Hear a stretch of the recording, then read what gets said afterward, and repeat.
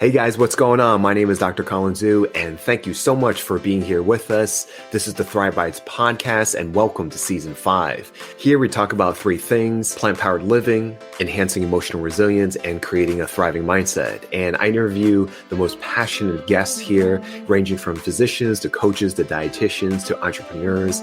And my hope is to give you really informative and high-valued conversations. So please follow us here on YouTube, Spotify, Apple, and wherever you hear your podcasts. Come on in, and I can't wait to see you inside.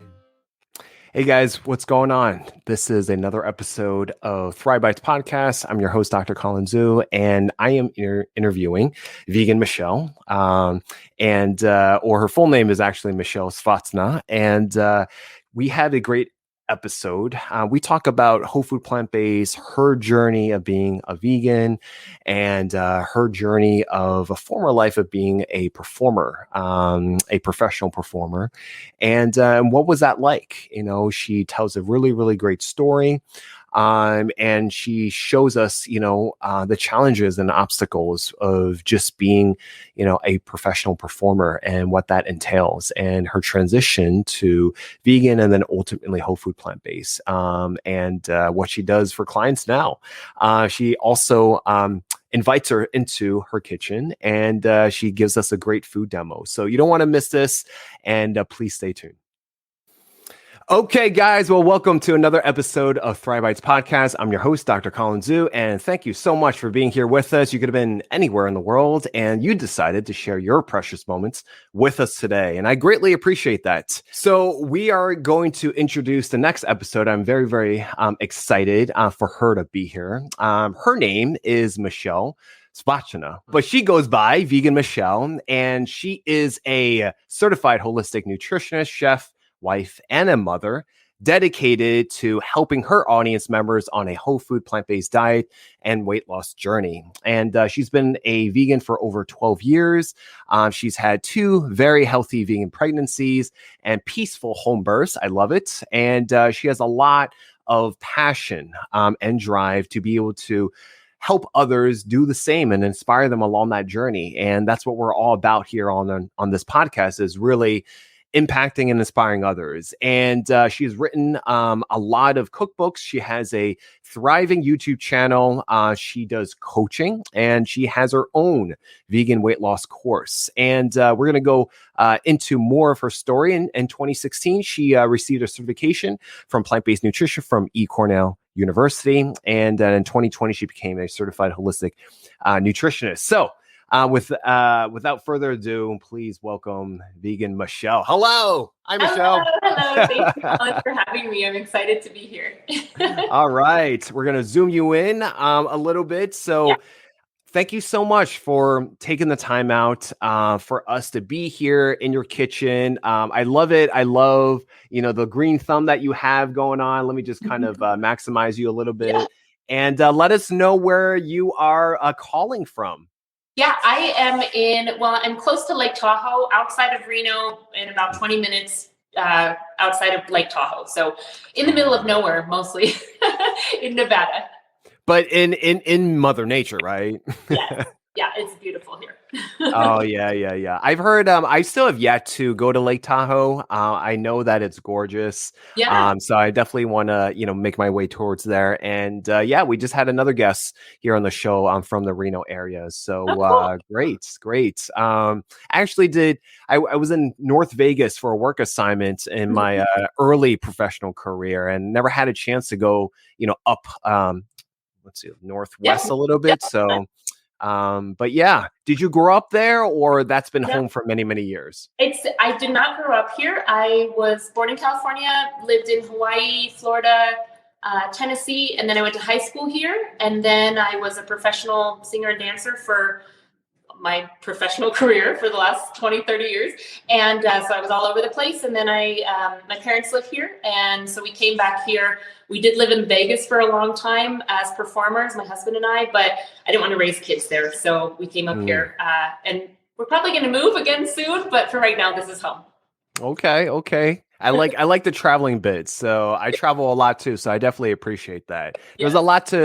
There's a lot you can learn and grow and experience, with traveling. And it's just, there's nothing to replace it, right? Nothing at all. It's the best thing ever. Travel opens your mind, opens your senses. It's the best. For sure, for sure. And I know that over the past, 3 years or 2.5, I don't know what time it is anymore or what year it is anymore, but definitely been sequestered. So definitely having that itching travel bug. So for those that are, new to you, I like to introduce, my guests and having them talk a little bit about their origin story. So yours is interesting because on your personal / professional website, you mentioned that you struggle with weight yourself and that you've had to come to find a certain type of balance, in your life. So would you be able to share with us, in a snapshot, the different roller coasters that you had to go through? Why were they, obstacles? Why were there challenges for you? Obviously, weight loss is it's a huge topic. Here, we don't just talk about weight loss. We talk about total body health. We talk about, looking at the body from a very holistic point of view. But, with yours, how has it been? Yeah, I too agree. Holistic aspect of it all is so important, and it definitely plays a part in my story. I grew up, we ate meat, and I was just always kind of like the chubby one, and I always struggled with my weight. I would remember being in Weight Watchers when I was like 12 years old, and I wasn't like really huge, but I always was chunky, and up and down, always just developed a really bad relationship with food. And then as a professional performer, part of it, whether you like it or not, part of it is based on what you look like. And if you show up to an audition, you can be told, I don't like your bangs, you need to lose 15 pounds before we would ever hire you.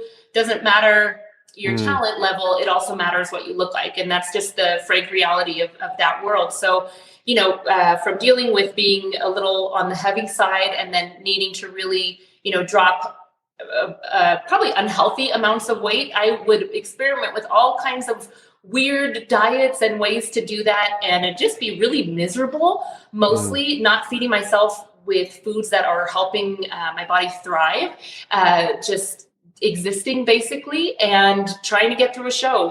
As a professional performer, you're weighed. You sign a contract that what you are weighed at the beginning of hiring, you must maintain. If your costumes get tight, you're put on weight restriction. Typically you get weighed once a week. So has been a big part of my life. And I got to a point probably in my 20s where I was like early 20s and I was like, this is making me crazy. I can't do this anymore. There has to be a better way. And I had done typical like bodybuilder type diets, lots of chicken and lettuce and just starving at like 1,100 calories a day and not even having enough energy to perform. So I really got introduced by some actual raw food people who were on contract with me, an acrobat and a dancer, and they introduced me to this world of eating a vegan diet. And my mind was blown. I didn't realize that you could just eat this way and that, your health and your well-being are connected to what you put inside your body. And it was really a journey from there on out. And that was almost about 15 years ago at this point. I've been vegan almost 15 years. And along with that, there's a mental component to weight loss and just being okay with yourself and accepting yourself. And for me, the two really go hand in hand. I see the struggle that a lot of people are dealing with when they're trying to lose weight, and I get it. And so all the things that I put together to help people are coming from a place of, actual pain. I get it. I get what people are going through. So I have a passion to help people get out of that. So when you say that you're a professional performer, you sang, you dance, did you act as well? Yeah, singing, dancing, acting. I have a degree in musical theater. So if anybody's watching, think about kind of Broadway style shows. That's what I did. I did national tours. I worked on cruise ships. I worked in many Vegas shows and production style shows. And that's what I did. I love it. And it's what I did. Do you miss it? Oh my gosh, I miss it so much. I mean, there has to be a cap on it. Like you have to stop at some point because you age out. But yeah, I totally miss it. And up until the pandemic happened, I was still performing. Even here, there are some casinos and some shows, not as much as I used to before I had kids and before we moved back here. But yeah, up until the pandemic, I was still performing. And then now every once in a while, I still have the one odd gig, maybe like 4 times a year. I'm still doing a show, but not very often. That's good. That's good. Yeah. I mean, like, you can still, it's because I'm sure when you look back on it, it's kind of like the magic of it, right? Because people who are really passionate about their craft, it's about the essence and magic, when they're experiencing it. And sometimes, you could do it for no money and you could still live off of just how much fun, that was that period of time, and still holds true, even to this day for you. So that's awesome. Yes. Just singing in my kitchen, it feels like me. That is who I am. And so it's a lovely thing to have been able to do most of my life. That's awesome. When you look back to the performers nowadays that are performing, on these stages, both on screens or TV or just, in person, and you think about what you had to go through, do you sympathize with them? Do you feel like the industry, quote unquote, is getting a little bit better in terms of that? Like what would you say to people that are watching or people that have gone through something similar? Yeah, I think there is more awareness, and I think that people want to make it better, but I also have a pretty pragmatic way of looking at it. And I think when it comes to performing, and this sounds very crass, but you go to watch somebody on stage that looks aspirational, that does something you can't do. And so in that way, I don't think that aspect of it is ever going to change. I think you're always going to have to be on top of the way you look and the way that you dance and you sing and all of those kinds of things and act, but you cannot separate those two. I feel like that's just part of the deal, and you have to develop a very tough skin to be able to handle the rejection and to be able to handle that aspect is not you. You know what I mean? Like having people reject you constantly based on what you look like or what you sound like or whatever. That is not who you truly are at your core. And if you can embody that and know that you're doing the best that you can do, great. But I don't think that's something that's going to change ever, really. I know that's a negative way to look at it. Yeah. Because at the end of the day, I guess what, it's still business, right? It's still to draw a certain type of crowd or, audience, things like that. I mean, they say it's show business, right? So it's all about what the ratings and reviews and all that. So, money. Yeah, exactly. Okay, so back to you. You had gotten certified through, the Cornell University. It's a wonderful, wonderful program that they have with their plant-based certification. And then you ultimately got into coaching. You became a nutritionist. How, going along, talking about whole food plant-based, diet, why was that integral in terms of not only, integrating that within your own life, but needing to spread that message through your clientele, through the different platforms that you have? Why was that important to do? It's important to me because 15 years ago, maybe people knew, but I sure didn't.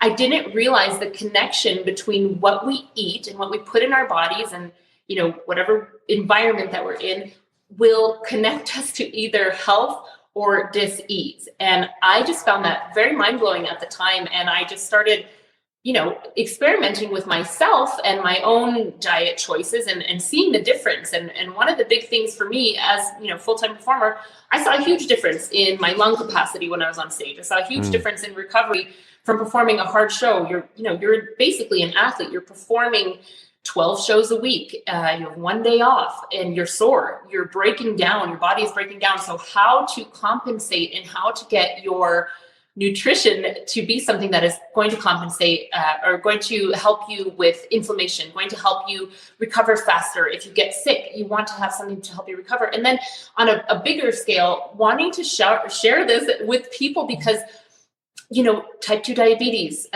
cancer, all these lifestyle diseases that we see more and more and more out there, these can be prevented, potentially reversed, and just improved in general by what we eat. And that was mind blowing to me. I mean, I just thought I got to share this with whomever will listen. And I did. And that's what kind of led me. Of course, singing and dancing is my 100% top passion ever, but nutrition comes in at a very close second. And that's why I decided to just pursue this further, because I was already talking to people about this. I was making people try my diet in casts and see if they saw a difference in their performance. Hand balancers, acrobats, like they would really feel a huge difference when they ate this way. The amount of energy that they had on stage was changed. And I was like, I got to share this with some people. Let me get some education behind me, learn some more so I can share this, because I was so passionate. I still am very passionate about it. When you have your health, like you can go out and you can do anything. And when you don't have your health, you're done. It doesn't matter how much money you have in the bank or whatever. Like you're stuck in bed, you're feeling awful and you can't do what you want. This is the baseline, whether weight loss or health. It's the baseline for a really thriving life. Yeah. And I mean, I think I said this on, your upcoming episode and show when I was on with you is it doesn't matter, if you're a homeless person on the street or a CEO billionaire, it's like you can't do anything. And I think that it's so important for people to realize, because I do think that whatever purpose and whatever passion, however you decide to show up and serve the world, or however you want to choose to express yourself, your health is the fundamental foundation. It's the building blocks, right? Yeah. And I think it's important to be as healthy as possible, not just physically, but emotionally, mentally, and all that. And we have to be able to fuel ourselves correctly and appropriately. So number one, thank you for doing what you do. And number two, I think it's really great to do it in your own creative way. So that leads us to the next segment. I know that we're doing a food demo. What do you have about to cook, for us, with us? What do you have going on? Okay, I'm doing sweet potato enchiladas. They're from my cookbook, Eating Whole. They look like this. There you go. It looks so ragged.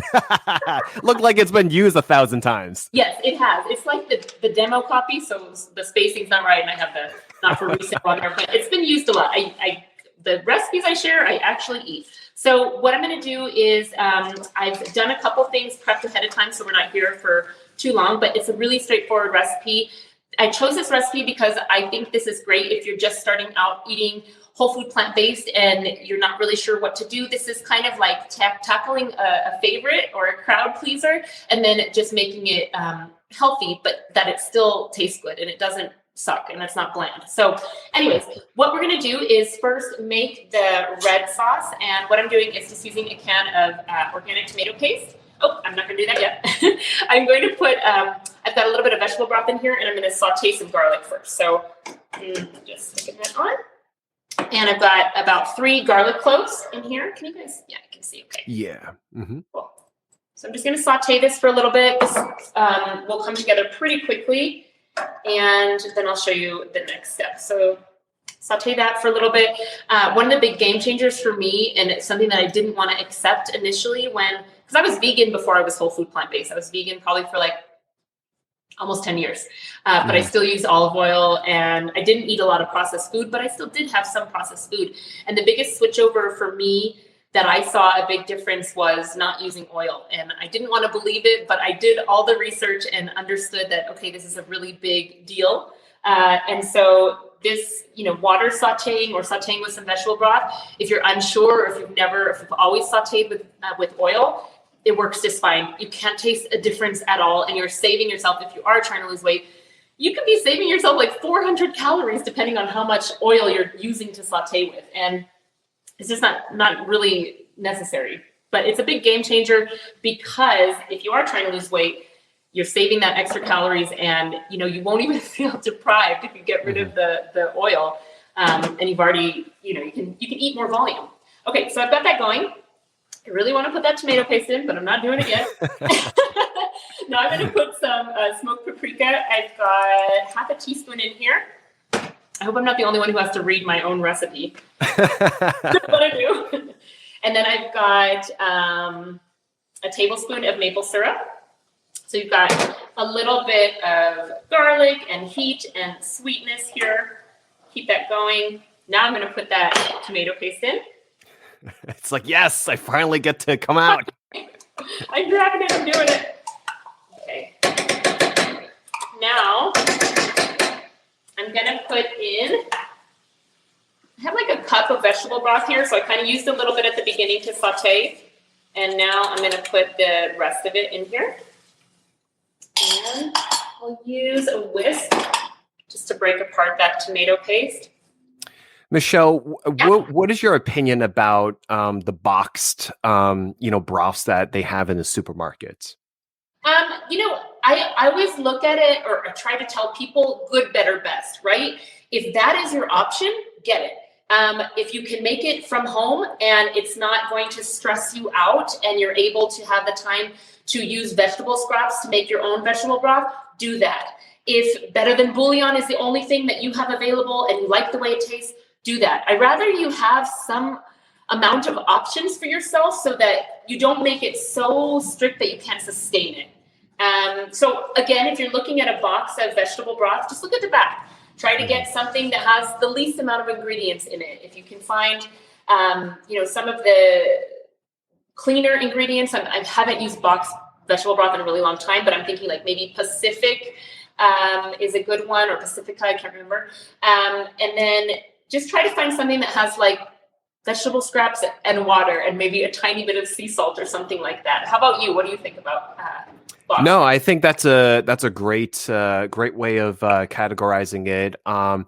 For me as a clinician and seeing patients from the entire spectrum, from like whole meats, carnivore to and a vegan and all that, and everyone in between, I like to meet people where they're at. What I'm saying? So, and I want to kind of help them do a stepwise approach towards getting towards there, and I don't want them to jump the Grand Canyon ravine, or just do everything all or nothing. It's about incremental changes over time. So if you're trying to eat a giant pile of broccoli plain and you hate broccoli to begin with, you're going to abandon ship pretty quick. So find the sauce that is the best choice that you can get, and then have it with your broccoli and help it taste good. You want it to still taste good, right? Hey guys, if you are interested in having a consultation with me and actually see me one-on-one, the Chef Doc Lifestyle Medicine practice has partnered with Plant-Based Telehealth, and we offer lifestyle medicine consultations. So you'll be able to see me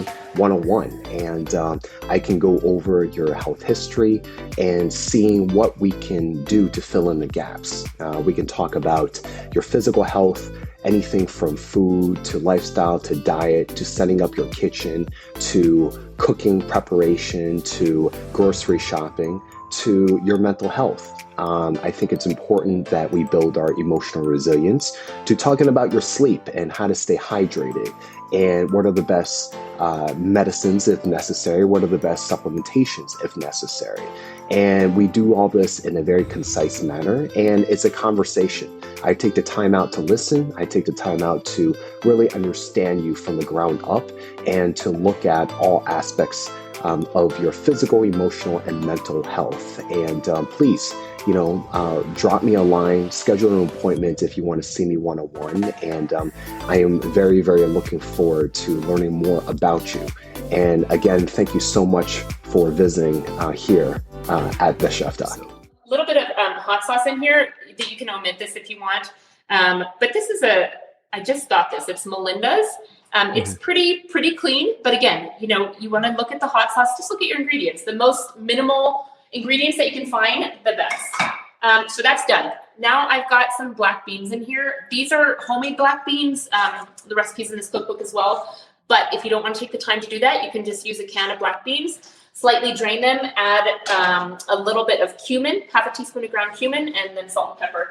And then also something I did beforehand was literally peel one giant sweet potato, cut it in cubes, didn't put anything on it, put it on parchment paper in the on bake for 400 degrees for about 20 minutes. So these I'm just going to add right into my beans just to warm everything up. And then we'll start to fill up these enchiladas. Now, when you're also baking the sweet potato, Michele, you are also not using oil when you're baking. You're just throwing them raw in there. You don't use anything in between. No, I don't use anything. On occasion, if I want to add like some specific seasoning or something, I'll put like a tablespoon of water, and then whatever seasoning, I'll use my hands in a bowl, and I'll just put it on parchment paper or a silicone baking sheet on the baking sheet. Silicone baking sheet on top of a baking sheet or parchment paper. It's not necessary. I remember thinking, but how do you cook this without oil? What's going to happen? You just cook it without oil and it happens. And it happens. It's less complex than you think. Yeah. Okay, so we'll say that that's done. Meantime, okay, so we've got our little mixture. That's going to be our filling. And I've got the enchilada red sauce here. I'm going to put in my pan. I've got the oven set at 350. And then I'm just going to take some whole grain tortillas. Ezekiel wraps are great. I'm not going to use those yet. I'm going to take the red sauce and I'm going to put it in my pan. There you go. Okay. Okay, so a little bit, I'm doing about half the red sauce on the bottom. I get a question about tortillas all the time, so I want to talk about that in case anybody's wondering. Corn tortillas would be fine and great. And again, with that, you want to take a look at the back. Shouldn't be any more than organic corn and water and some lime juice or salt or something like that. So that's my bottom of my pan. Or if you're going to do, you could do, I know they have like corn flour blends, or you could do just a whole grain tortilla. Ezekiel wraps are great if you can find them. And if you can't, again, just look at the ingredients, find the best, lowest ingredient amount of preservatives and stuff that is in a lot of tortillas and get those. So taking these, I'm going to fill them up just a little bit and wrap them and then set them seam side down. I've got a 9 by 13 inch pan, glass pan here. And most of the time, depending on the size of the tortilla, I can fit about maybe like 5 to 7 of these guys in here. And this recipe is great. I make it for vegan people, for non-vegan people, for people who will never, ever even think about wanting to eat whole food plant-based, and everybody loves it. This was one of the recipes that I used to make when I was a personal chef for some families, and the kids love it, the parents love it. It's just a good kind of all-around crowd pleaser, and a great thing to have if you're going to a party and you want to bring something, which I recommend if you're trying to eat this way and you're kind of nervous about social situations. Bring your food, share it with everybody, and then if nothing is there for you to eat, at least you have something to eat. Yeah. And it's a good icebreaker and conversational starter, right? It is. It totally is. Yeah. There we go. Okay, getting to the end here. And then once these are all set, I'm just going to pop it back in the oven, mostly just to warm the tortillas. And that's pretty much it, to be honest with you. It's like 15 minutes there in the oven. Okay, and one more. I'm gonna make it.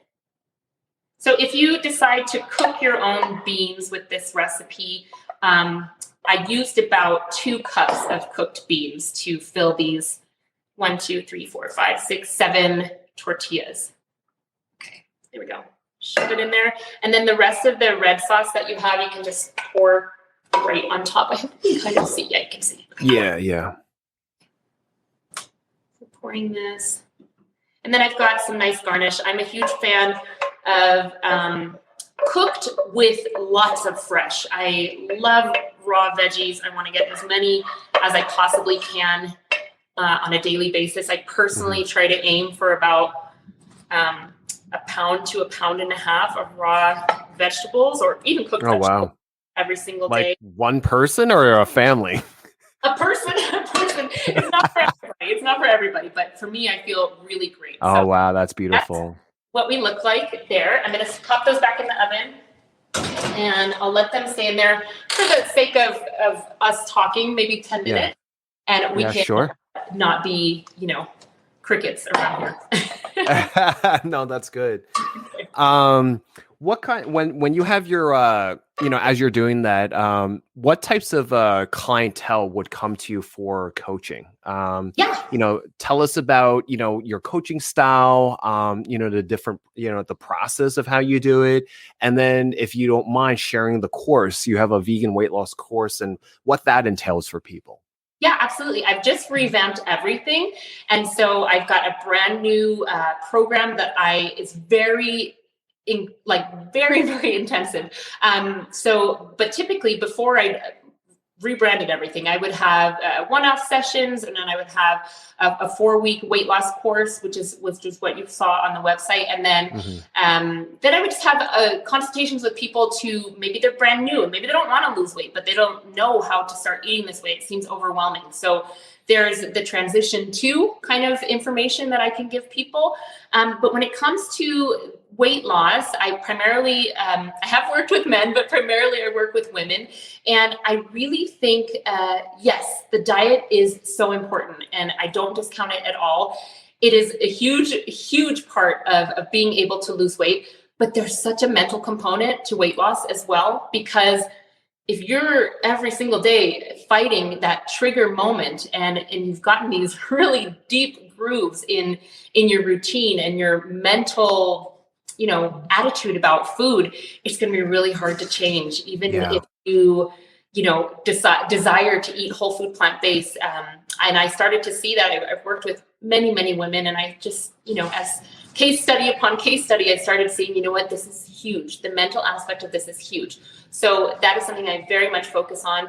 And then just like you said, I meet people where they're at because everybody has a different life. We all have different schedules. I work with stay-at-home moms. I work with people who are heads of their own companies, and the times that you have to cook may be completely different. So there's this cookbook actually came about out of a need for me to be able to say, okay, listen, here's recipes that you can make. I've made really easy, simple ones for the people who don't like to cook or don't have time to cook. And I've made more elaborate ones so that you can make something really fun for a party or for your family or something like that. So I think they pair together. The nutrition side and the mental aspect of weight loss, they really go together. And I see that when people combine those, they're much more successful than just trying to follow somebody else's meal plan for 30 days. And the 30 days are up and they're like, okay, now what do I do? Let me just go back to eating the way I did because I don't know what to do. I don't know how to make my own food. So yeah, that's what I do when I coach people. And it's really about creating a sustainable, lifelong plan so that you're not just ditching this at the end of our time working together, but that you've created something that helps you feel empowered to continue. Your go-to meals, and have identified those trigger times in the day or the week or whatever that is your problem. You might be perfect 6 days out of the week, and day 7, you're binge eating from morning till evening. And so being able to confront those and realizing that food only solves one problem. It solves hunger. It doesn't solve emotions. It doesn't solve, feeling lonely or bored or needing to decompress. Food does not solve that. So yeah, I go deep into the mental aspect of it. No, I feel like it's kind of like, what they say about sports, right? It's 90% mental and 10% physical, right? Yes. And for sure, because I think in our society, we talk a lot about this on other episodes. It's hard. It's challenging, what society imposes on us, right? Those of us that chooses to kind of give in to certain fads, trends, the way we need to look, should look, you're talking about performance and, just kind of hearing about, how they, I guess, accept you or reject you, in terms of a job. I don't know what you would call it, but, a job or a gig or whatever you want to call it, can be very disheartening, when you are just literally reduced to a number, or a waist size, or a dress size for females, right? Yeah, totally. It is very demoralizing. And to be able to find, self-empowerment, being able to take control of your nutrition, knowing you're feeding your body well, seeing results. You get to eat a lot when you eat whole food, plant-based, which is something that I love. And why it really stuck for me, because you can eat a lot of these plant foods that are very low in calorie density. And before, say I was having like a chicken piece the size of my hand and a tiny salad with some disgusting Kraft Italian oil-free dressing. Now I'm eating like, I can eat like a tablespoon of a pound and a half of vegetables every single day. And then I also get to have these things that I find really satisfying, things like sweet potatoes and quinoa or millet pasta or something like that, or enchiladas. Obviously, you still have to be mindful when you eat. No matter what diet you're on, you still have to be mindful, and you would have an enchilada or two, and you pay attention to, okay, am I eating past the point of feeling hungry? All those things are super important, but they do give you, coming back to your question, they do give you that sense of strength and empowerment to be like, I am more than what I weigh, because like there's so much more to you watching this right now, you struggling with your weight, than, a number. You are so much more. And this is just something that helps you gain that momentum. It's like you're pushing this rock up the hill and you get to the top and you're like, Yeah. I did that. I can do anything I want now. So yeah, for sure. A lot of times, I also take on one-on-one patients, myself, and I find some common denominators they have is, one, they struggle through their own, health journey, but also, when they comes time to talk about their partners or their families, not everyone has, that kind of support, a supportive partner, or, kids that are not that interested in what you do or cook and things like that. What would you say, for when you're, counseling your clientele, when you don't have as supportive of a group, how do you navigate that process? Yeah, I think the most important thing to making any kind of change in your life is making it public, right? So whether that is you working with a coach and reaching out to somebody who can kind of give you some tips on how to navigate these situations that are feeling like insurmountable, or talking to a friend, Facebook groups, YouTube channels, Instagram. There's so much more now than there was 15 years ago. And even back then, you could find those pockets of people. But we live in this age where everything is out there. So read the books and get inspired by watching videos of people you're like, oh my gosh, that looks delicious. And they look great. And they look really happy. Let me see what they're doing. What tips do they have to say? Look at a wide gamut of all these people like yourself, like myself, like so many of the people out there that are really promoting this lifestyle, and just get encouraged. Know why you want to do this, and know that no one's coming to save you. No one's going to do it for you. You have to decide within yourself, I'm doing this for me. I don't care if my husband is killing a cow on the table. I'm eating this other thing. Hopefully he's not killing a cow on the table. Let's not hope that either. But you can introduce, even if nobody in your family ever decides to eat the way that you do, eating more plants in general is a really good thing. So you can you cook their food, you cook your food, and you share it with them. My husband was not vegan for 9 years of my vegan journey. And he is now, which is awesome, but I never pushed him. We cooked separately. Say we were making a stir fry, we would stir fry the vegetables in one pot, he would stir the meat in another. And then at the table, we would, take what we want. And there was never, he was always very fine with my dietary choices. And even if people around you are saying this is stupid, you're going to be unhealthy, you're going to lack, it's just not true. Do the research, read the books, get on fire for why you're doing this, and nothing can stop you. I think that's really important. And if you're allowing somebody else to be the excuse or what's holding you back, take a look at that too. You're living your life. You only have this one life to live. Do the things that you want to do, that deep down inside are going to give you passion and make you feel happy and healthy and vibrant. Do that. It doesn't matter. Yeah, for sure. And passionate and compassionate to those around you who have different views, of course. But yeah. Of course. I think it's super important to hear what others have to say, and hear their perspectives, and what they think. Ooh. All done here. And now we're going to garnish it really beautifully. Absolutely. I think, there's many different ways to eat. There's many different ways to live, and to be open and have an open mind. to what other people have to say is so important, right? We don't want to just be one-sided, but to know what is true for you is very empowering as well. Okay, I've got some pre-made, this is like a vegan queso dip. It's also in this cookbook, but it's made with some cashews and nutritional yeast, some smoked paprika, cumin, and sea salt, and some water. So I'm just going to take some of this and drizzle it on. This actually makes this dish. It's really, really good. But again, if you're trying to lose weight, it's about using something like this mindfully, because if you eat a cup of cashews, that's a lot of calories, right?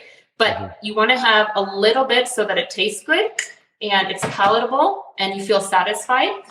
I'm also going to take some avocado. I have the choice of like one really overripe avocado and this kind of not ripe one. So let's see. Cut this open. We'll see. Looks good. Okay, so I'm just going to chunk this. And again, I don't know what you think about this, but the research that I've looked into, a low-fat, whole food, plant-based diet is where you want to be for weight loss. The case studies that I've worked with, that seems to work really well with a lot of women, young and old, and it's adequate. It's an adequate amount of fat that I recommend people have, but it's a little bit hard, but on the lower end. Yeah, I mean, when the whole food plant-based quote unquote movement started about, most of the great research started in 1990 with Dean Ornish's work, and everything does point towards a lower fat, around I give or take like 10%, composition here or there. And, it's all about, combining everything. I think what we do focus a lot. I would say 9.5 times out of 10 focus a lot on macronutrients. And, one of the essential nutrients we don't actually talk about is fiber. And fiber helps us so much in terms of regulating, weight and cholesterol and all that jazz. But there are a lot of good natural oils in whole foods that are important to, ingest as well, because we do need fat in our body to function as well. So, yeah, I think, it can seem scary a little bit to say low fat, but it's still pretty adequate. Like you get everything you need and really nothing you don't. Okay, so now what I'm garnishing this with, as we're speaking, I'm doing some red cabbage as well as green onions, cilantro, and either serrano pepper or jalapeno pepper. And then, of course, you want to serve with lime, because why not? And you can, of course, serve with some more salsa or hot sauce if you'd like. And then let me get some gloves so I can just show you the finished product. Typically, if I was making this and I wanted to feel nice and full as I was trying to lose weight or maintain weight, I would serve this with a big, on top of either a big bed of greens or with a giant salad. So there's the finished. Oh, nice. For those that are listening, you better hop on the YouTube to watch it. It's just really, really nice. And her channel is stupendous. She has so much there.